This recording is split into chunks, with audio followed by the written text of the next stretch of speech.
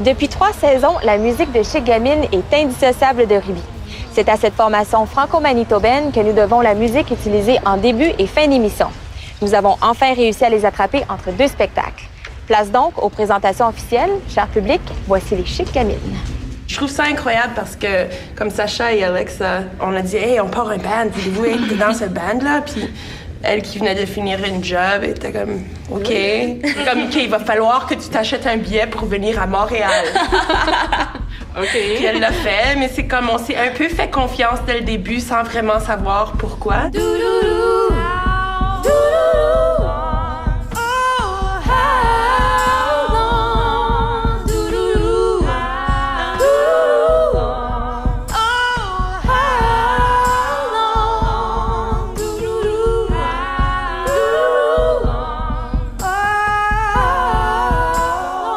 Avant la création de Chic Gamine, il y avait 3 personnes. Qu'est-ce qui vous a donné envie d'aller chercher un percussionniste, Sacha, à Montréal, et de rajouter une 4e voix, celle d'Alexa, à votre trio? C'était vraiment le désir de prendre nos compositions originales, mais pas que la musique soit a cappella, puis pas que la musique soit sans beat. On voulait vraiment un beat, on voulait aussi créer l'image musicale, si tu me permets d'utiliser ce terme-là.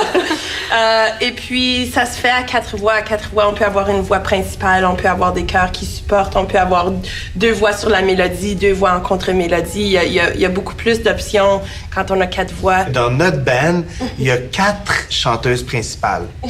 Avec des belles voix puissantes. Avec des belles voix puissantes, puis il y en a 4. Alors souvent, il y a une chanteuse, puis des accompagnateurs. Et dans notre groupe, je pense que ce qui nous différencie de plusieurs autres groupes, c'est le fait qu'il n'y a pas cette vedette-là, et puis tout le monde l'accompagne, comme Diana Ross et les Supremes, ouais. ou qui que ce soit. Puis je pense que c'est ça vraiment qui définit notre son. Tu me poseras des tas de questions et je te répondrai à ma façon, mais tu auras déjà choisi tes couleurs préférées et un chapeau que tu refuses de porter. Votre premier album éponyme a remporté le prix Juno pour le meilleur album de l'année en 2009 dans la catégorie Roots et traditionnel. Que vous soyez lauréat d'un prix Juno, ça me surprend pas du tout, mais la catégorie, oui. Je suis pas sûre. Est-ce que vous trouvez que c'est un défi de catégoriser votre style de musique? Absolument, tout à fait. Et puis, Roots, ça représente tous les artistes qui n'ont pas de catégorie, je pense. C'est le fourre-tout, c'est l'auteur-compositeur, c'est ton groupe de musique folk country. Par bout, je trouve ça des fois un peu injuste de partager ça avec la musique traditionnelle parce que ça, c'est aussi très spécifique. Puis des fois, c'est comme, comment ils sont tellement différentes, ces musiques-là.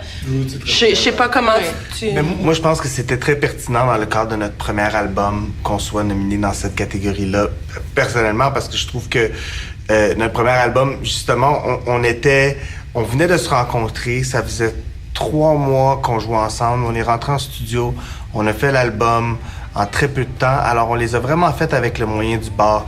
Alors sur cet album-là, j'ai l'impression que c'est vraiment les voix qui ont dominé.